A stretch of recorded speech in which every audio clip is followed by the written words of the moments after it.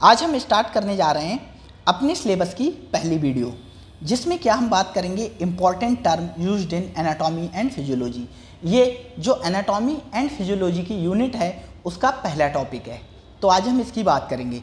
तो आपके UP SSSC exam जो कि होम्योपैथिक फार्मासिस्ट का एग्ज़ाम है, तो अगर आपने अभी तक हमारे पेड बैच को ज्वाइन नहीं किया है तो आप जल्द से जल्द पेड बैच को ज्वाइन कर लीजिए।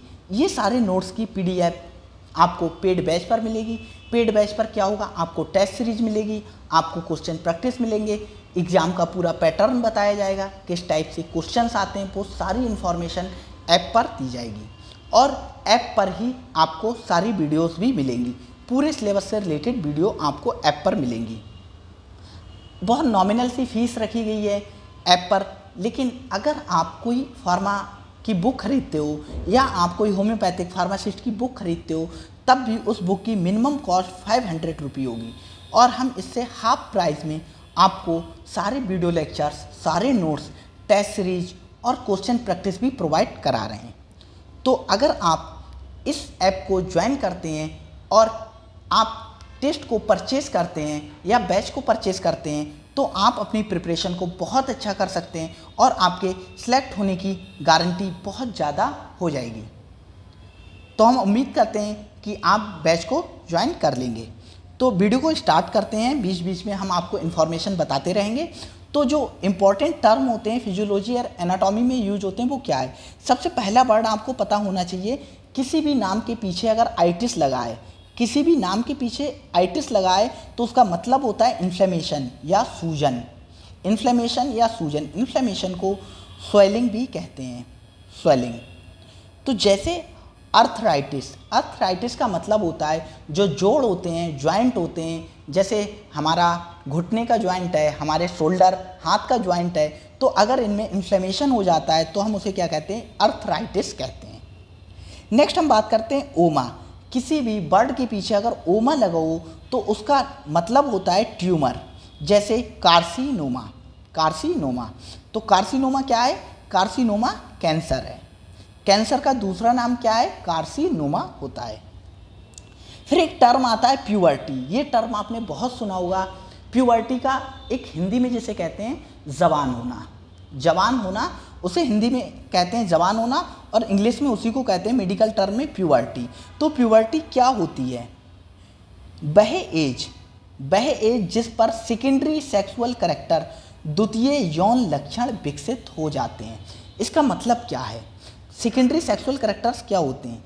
जैसे सेकेंडरी सेक्सुअल कैरेक्टर होते हैं, जैसे जो फीमेल होती हैं, जो गर्ल्स होती हैं, उनमें ब्रेस्ट का इन्लार्जमेंट होना, ब्रेस्ट डेवलप होने लगेंगे। जो हमारा मतलब जननांग होते हैं, जिन्हें हम क्या कहते हैं, गोनेड्स कहते हैं, उसके ऊपर जो हेयर होते हैं, जेनाइटल हेयर होते हैं, उनका फॉर्मेशन होना।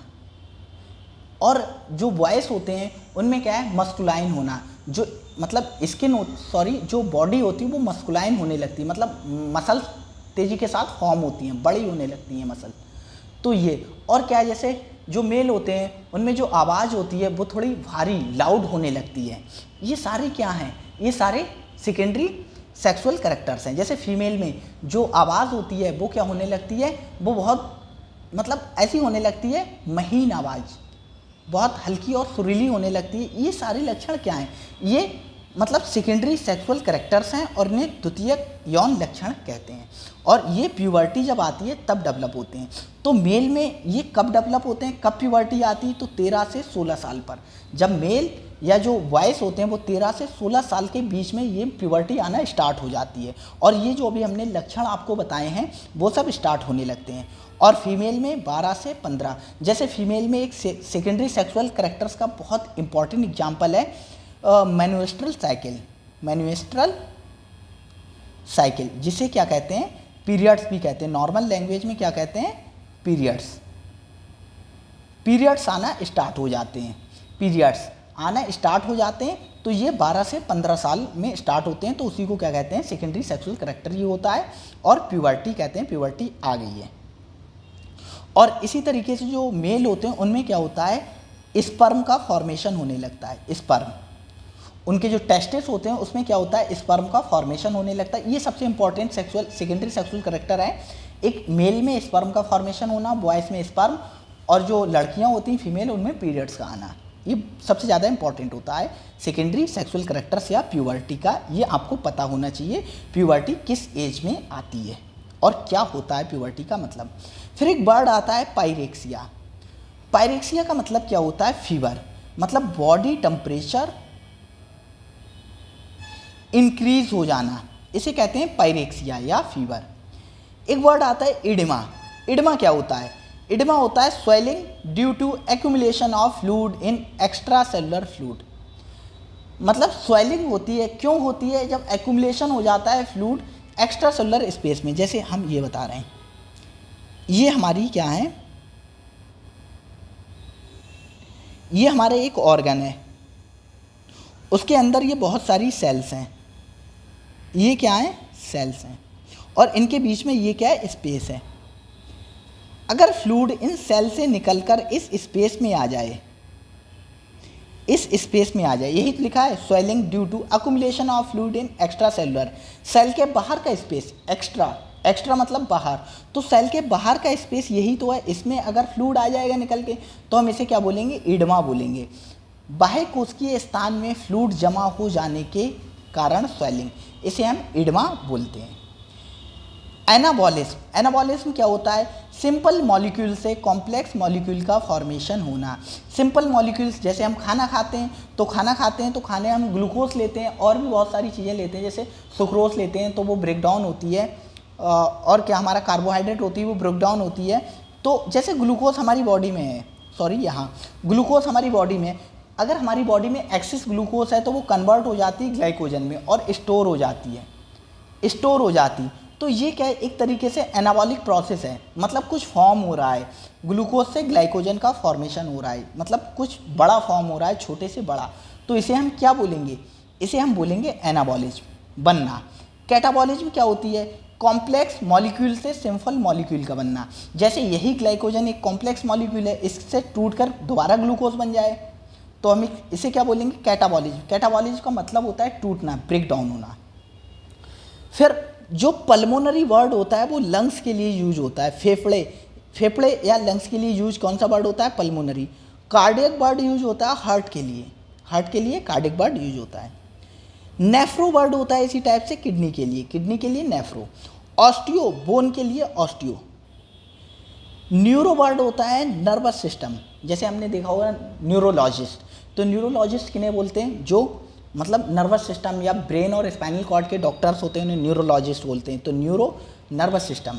जैसे ऑस्टियोलॉजिस्ट, ऑर्थोलॉजिस्ट बोलते हैं, ऑर्थो या ऑस्टियो मतलब बोन से रिलेटेड जो डॉक्टर्स होते हैं उन्हें। फिर स्टडी ऑफ ब्लड की स्टडी को क्या कहते हैं, haematology study of blood. Study of liver, hepatology, जो हिपैटिक वर्ड होता है वो लीवर के लिए यूज होता है, इसीलिए हेपेटोलॉजी किसे बोलते हैं, लीवर की स्टडी। स्टडी ऑफ किडनी की स्टडी को बोलते हैं नेफ्रोलॉजी। स्टडी ऑफ कैंसर, जो कैंसर की स्टडी करते हैं उन्हें क्या बोलते हैं, ऑन्कोलॉजी। स्टडी ऑफ बोन की स्टडी को बोलते हैं ऑस्टियोलॉजी। तो हमने आपको एक बार फिर से रिवीजन करवा दे रहे हैं मोटा। हमने क्या पढ़ा है, हमने पढ़ा आइटिस, अगर किसी वर्ड के पीछे लगा हो तो उसका मतलब होता है इन्फ्लेमेशन या स्वेलिंग। ओमा लगा हो तो उसका मतलब होता है कार्सिनोमा, जैसे कार्सिनोमा मतलब कैंसर। अगर प्यूबर्टी का मतलब क्या होता है, जब किसी भी जो पर्सन है, मेल या फीमेल है, उसमें सेकेंडरी सेक्सुअल करैक्टर का डेवलपमेंट होने लगता है। जैसे क्या है, मेल में क्या है, स्पर्म का फॉर्मेशन होने लगता है, स्पर्मेटोजेनेसिस होती है। फीमेल में क्या है, मेंस्ट्रुअल साइकिल या पीरियड्स आने लगते हैं। और जैसे क्या है, प्यूबिक हेयर का फॉर्मेशन होने लगता है, फीमेल में ब्रेस्ट इनलार्जमेंट होने लगता है। तो ये सारे सेकेंडरी सेक्सुअल करैक्टर हैं। और ये मेल में क्या होती है, प्यूबर्टी की एज होती है वो 13 से 16 साल होती है, और फीमेल में कितनी होती है, 12 से 15 साल। पायरेक्सिया का वर्ड का मतलब होता है फीवर, और इडिमा का मतलब होता है जब फ्लूइड होता है सेल के अंदर का वो एक्स्ट्रा सेलुलर स्पेस में आ जाए, इस वजह से स्वेलिंग हो रही है तो उसे हम इडिमा कहेंगे। एनाबॉलिज्म का मतलब होता है मतलब सिंपल मॉलिक्यूल से कॉम्प्लेक्स मॉलिक्यूल का फॉर्मेशन होना। कैटाबॉलिज्म का मतलब इसका उल्टा होता है, कॉम्प्लेक्स से सिंपल का फॉर्मेशन होना। पल्मोनरी जो वर्ड होता है वो लंग्स के लिए यूज होता है। कार्डियक वर्ड होता है वो यूज होता है हार्ट के लिए। नेफ्रो किडनी के लिए। ऑस्टियो बोन के लिए। न्यूरो नर्वस सिस्टम के लिए स्टडी ऑफ ब्लड को हेमाटोलॉजी कहते हैं, स्टडी ऑफ लीवर को हिपैटोलॉजी कहते हैं, स्टडी ऑफ किडनी को नेफ्रोलॉजी कहते हैं, स्टडी ऑफ कैंसर को ऑन्कोलॉजी कहते हैं, स्टडी ऑफ बोन को हम क्या कहते हैं, ऑस्टियोलॉजी कहते हैं। आपको कुछ भी याद ना रहे इसमें से, लेकिन आपको ये चीज़ पता होना चाहिए प्यूबर्टी के बारे में, क्योंकि प्यूबर्टी एक जनरल टर्म है, कभी भी आपसे कहीं पर भी पूछा जा सकता है। तो प्यूबर्टी के बारे में आपको पता होना चाहिए और ये 2 पॉइंट पता होना चाहिए। बाकी जो हमने ये इंट्रोडक्शन की वीडियो थी एक तरीके से, और यहाँ से क्वेश्चंस आने की प्रोबेबिलिटी बहुत कम है। जो नेक्स्ट वीडियो हम प्रोवाइड करेंगे आपको, उससे क्वेश्चन आने की प्रोबेबिलिटी सबसे ज़्यादा होगी। वहाँ से हम नेक्स्ट वीडियो सेल के बारे में बात करेंगे, तो सेल से 2 या 3 क्वेश्चन आने की प्रोबेबिलिटी बहुत ज़्यादा रहती है। 2 क्वेश्चन तो सेल से मिलते ही मिलते हैं होम्योपैथिक फार्मासिस्ट के एग्जामिनेशन में। पहले जो एग्जामिनेशन हो चुके हैं उन एग्जामिनेशन का हमने पैटर्न देखा, उससे हमें पता लगा कि सेल से लगभग 1 से 2 क्वेश्चन या 2 या 3 क्वेश्चन आपको आराम से मिलेंगे ही मिलेंगे। तो इस वीडियो को आपको देखना है और जितना आप याद कर सको उतना याद रख लेना। नहीं याद कर पा रहे तो ये प्यूबर्टी वाला पॉइंट आप याद कर लेना, बाकी पॉइंट को आप छोड़ भी सकते हो। तो ये सारी वीडियोस को लेने के लिए आपको हमारे पेड ऐप को ज्वाइन करना है, हमारे पेड बैच को लेना है। पेड बैच को परचेस करने के बाद आप सारी वीडियोस लेक्चर को एक कंटिन्यूटी में देख सकते हैं। कंटिन्यूटी में आपको सारे नोट्स, ये नोट्स पीडीएफ प्रोवाइड की जाएगी, आपको पीडीएफ ऐप पर मिल जाएगी।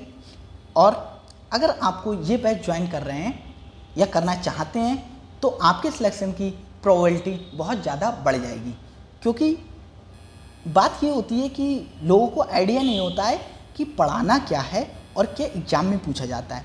तो हम सारा कुछ एनालाइज कर चुके हैं और ये आपका जो पेपर है, एक चीज़ थोड़ा सा बता दें हम, ये जो पेपर है आपका 12th स्टैंडर्ड है। 12th स्टैंडर्ड का मतलब है 12th लेवल के क्वेश्चंस पूछे जाएंगे। कुछ क्वेश्चन हाँ फार्मेसी जो होम्योपैथी से रिलेटेड हैं वो मतलब थोड़े हायर लेवल के होंगे, लेकिन वो हायर लेवल के क्वेश्चंस वही बंदा बता सकता है जो मेडिकल फील्ड से जुड़ा हुआ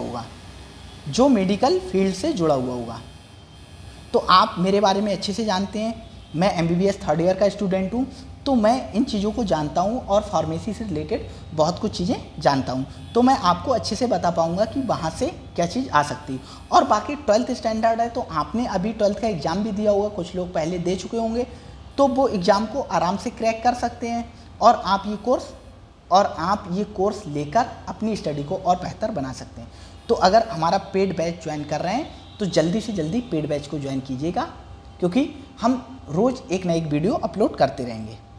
वीडियो अच्छी लगी हो तो वीडियो को लाइक कीजिएगा, चैनल को सब्सक्राइब कीजिएगा। Thank you.